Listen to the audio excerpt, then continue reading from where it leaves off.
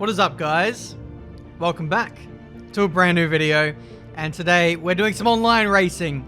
I've done 2 career mode videos in a row, and you guys have been screaming at me to stop uploading that stuff and get back to the real content on this channel, and that is online. In this video, we're going to be doing a 25% race at Austria. This is a lobby I filmed a couple of weeks ago, so just bear in mind that this is filmed before the most recent patch, where they fixed up a lot of the issues with the safety car and stuff. So just bear that in mind, that this issue might potentially be fixed. Well, what issue? I've spoiled it in the title probably, so there you go. But yeah, it's a good race nonetheless. We're doing an online race at Austria. You've seen a couple of the videos from this lobby already. I did Monaco, and there was one I did at Bahrain. Both banging videos, go check them out.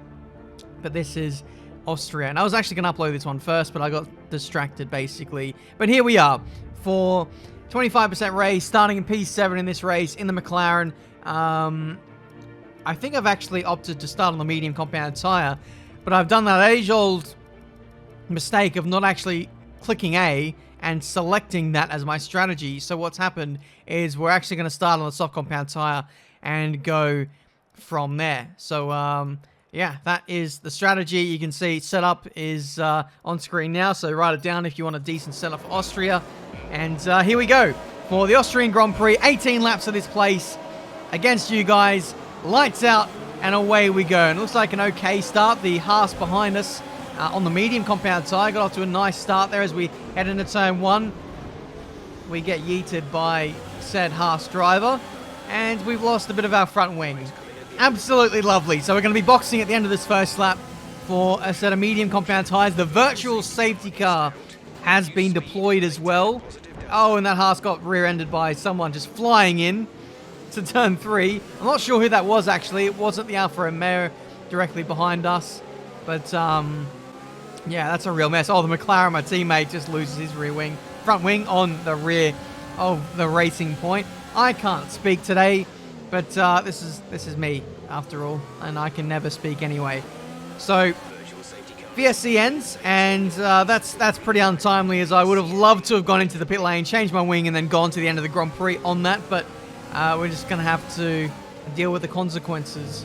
I think what I might do is just stay out maybe a couple laps, see if there's a safety car or something, and pit then. If that's the case, as we got the inside of the Haas driver, he backs out of it into the penultimate corner. And that is us now up into P6 in this Austrian Grand Prix. So we got damage. P6 there has just made a stop. That promotes us up into P5. And now let's see if we can keep pace with the leaders. It looks like we actually can, despite having yellow damage. We're setting purple sectors here on lap 2. Flash in the medium compound tyre right behind us is going pretty well at this stage as well. Luca up front, setting a fast up of the Grand Prix, but not as fast as us, surprisingly enough. We are the fastest car on circuit, despite having front wing damage. Now, bearing in mind, there are fast drivers in this field, however, they are on maybe harder compounded tyres, so that's definitely worth noting as we nearly run into the back of the Ferrari driver down into turn 3. That guy really broke early. If I was able to catch up that much, you know, despite there being a massive gap, we catch up to some lap cars now. This is the racing point, and this is going to be awkward going... Oh, great. Thank you very much for that. That's absolutely amazing. For some reason, I was very smart and decided to turn off ghosting in this race, and there goes the Alfa Romeo's front wing as well. He's now got damage. Myself and Flash would have been favourites to win this one. So that's a real shame. I think Calcifer is a really fast driver as well. But yeah, that's a big yikes. A lot of people have damage at the early phases of this one. Another lap car. That's my teammate now. And this is all being brought about by front wing changes and the lap at Austria being so short. It's just thrusting everyone into the battle so early on. It's well, it's not a good omen if people are already getting lapped 3 or 4 laps into a 18-lap race. Everyone's going to be lapped at this rate. But anyway, we're putting pressure on Flashy, who now has front wing damage himself, and he's holding us up a little bit. So It's our mission to get in front of him now. There's yellow sector, a yellow flag in sector 2. At turn 3 there. But I don't really know what's going on. I'm starting to wonder if people are just slowing down, just trying to bring out the safety car or something to save their race. It's a bit odd. But either way, we get up the inside of Flash down into turn 1, not a traditional overtaking zone. And that's why, because if you go shallow, if you go in deep at turn 1, it leaves you completely open to getting undercut on the exit of turn 1 on the run into turn 3, which is exactly what's happened. We go around the outside at turn 3. Can we get the better exit though? Yes, we can on the outside, and we have the softs, which are still in pretty good shape tire wear wise as well. You can see Matt here in the Alpha Tauri is struggling to keep it on the circuit as well. I do wonder if he's got front wing damage. He is squeezing us right to the white line. However, doesn't dissuade us from getting the position, and we're now up in a P2. That's a corner cutting warning for us. Another lap car. Another one. How many people are slowing down? How many people are having problems in this race? It's another lap car.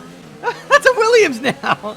That's 4, 5 cars, I don't know, that we've lapped now. 6 laps in to an 18-lap race. What is going on? But anyway, we're nearing the halfway stage. We're at the halfway stage. We're closing in on the Alfa Romeo of ADS 330. And we're reeling him in by about a 10th a lap. But that doesn't matter anymore, as the safety car has now been deployed in this Austrian Grand Prix. And I tell you what, that's a welcome change. I'm actually really happy with that, because we were getting to our pit window anyway. I was... Oh. That's the worst. Getting a penalty on the safety car. I think I was looking off to the right of my PC. I think I was looking at something. And that was the looking on my phone. Don't look at your phone and drive, kids.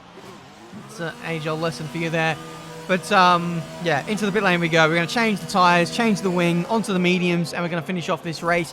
I might even box again and box for softs, because there are a lot of fast drivers who started on mediums and are now finishing on softs. So we could be nowhere in a hurry if we don't play this right. But looking on track, there is a Renault which just overtook the safety car, and that Renault was the race leader. SMM Luca is the car in question. The safety car was meant to pick up them, but it's missed them, and they're able to carry on past the safety car. So we're catching up to the safety car here now, and right here I've realized it's game over in this race, because look, the safety car has picked up P2 as the effective race leader, and look at the flashing lights at the top of the car. There's no green flashing light, which allows the car in front to go past the safety car and catch up to the race leader. So at this point, I knew the race was over. It's game over. We can't win this race. This race is unwinnable now, unless there's a gigantic penalty for Luca, who overtook the safety car. He's 15 seconds up the road now. And, yeah, I've just decided it's game over. So we're boxing for softs. My team isn't even ready for me. And this race has gone even further down the pan. What a weird Austrian Grand Prix.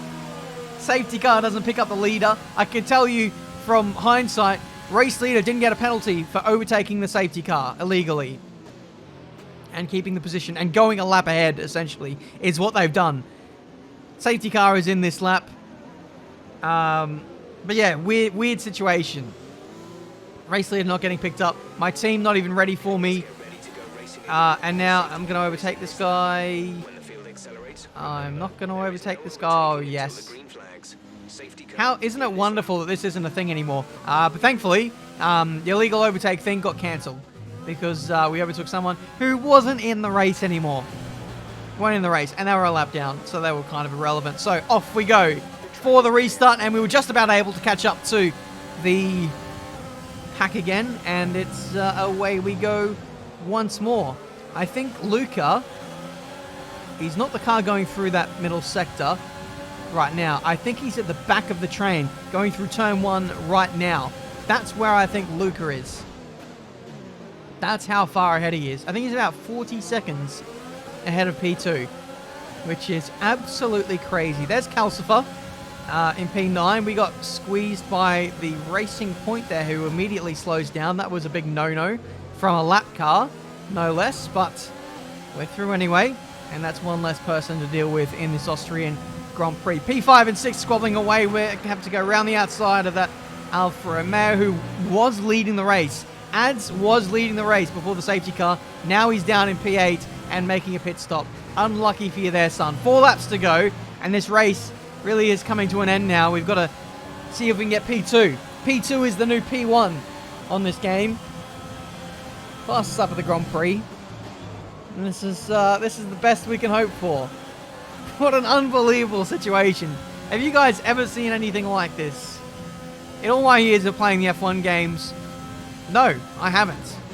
Never seen anything like this ever. As soon as you overtake the safety car, it tells you to let it go back through.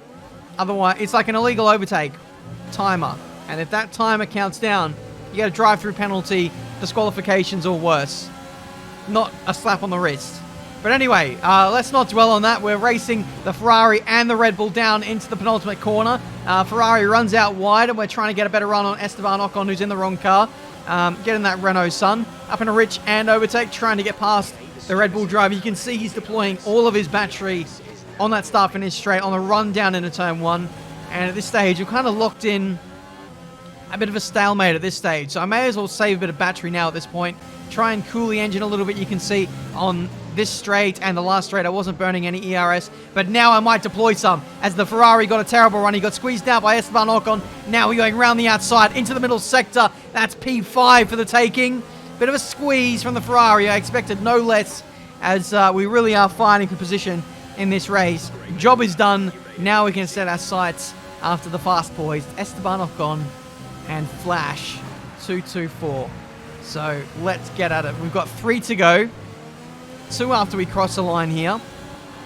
And there's a bit of a squabble just up the road as well. So I think that might be potentially a lap car. We'll have to wait and see. Through turn 1. Nice run through there. Trying to minimize any corner cutting warnings or extensions. So that we can minimize those penalties and win back some places on track. As we range up onto the back of Esteban Ocon. I feel like we got a better exit. You can never quite be sure. There's my McLaren getting lapped for the second time in this race. And now we fly around the outside of the Red Bull driver. This is not really an overtaking section of the track, but we've got the fresh tyres. And we're able to make that work for us. He's deploying a bit of ERS and a counter-attacking move. But job is done. And now we can set our sights after Flash in the Alfa Romeo. So that'll be the target now in this race. P2 is 4 seconds up the road, so he's the effective, and I would say fair, race winner if things stay as they are. I don't know what the penalty situation is like for Flash or Ingenio. There's Luca crossing the line nearly a lap ahead of all of us. So congrats on that thoroughly deserved win. But now you can see Flash getting caught up with 2 lap cars, Calcifer and Clark Gaming. We squeeze in between both of them, make up a bit of time on Flash. And now if we want to have a chance of getting this guy, we're going to have to absolutely send it into probably the last corner now. That's where it's going to have to come, or maybe a drag race up to the line. We might get DRS. A bit of a slide through the penultimate corner into the last one. He's not got a great exit up in a rich and overtake, but we've just run out of time in this Austrian Grand Prix. It's P3 anyway, as we both overtook P2, who drops to P4.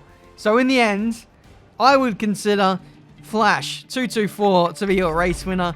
I got P2 then, and then old mate who just lost out on penalties gets on the podium too. Ignore that Renault driver on the top step. He does not exist. How cool would it be? How cool would it be if you could actually like file a report or something, file a dispute? I know this isn't a competitive race by any standards, but just taking some inspiration from iRacing, that'd be cool. That's anyway, that has been this Grand Prix for today. winning illegally under safety car by a whole lap, and old mates got absolutely nothing for it. Yeah, 3 seconds worth of penalties, which was for corner cutting, obviously, but there you go. Thank you guys so much for watching. Leave a like if you enjoy, subscribe to the channel if you need to see plenty more racing game content, and if you want to get involved in these lobbies, Twitter, link in the description, follow me there, I'll tweet out, it's the place to be. But until the next one, guys, I'll see you next time.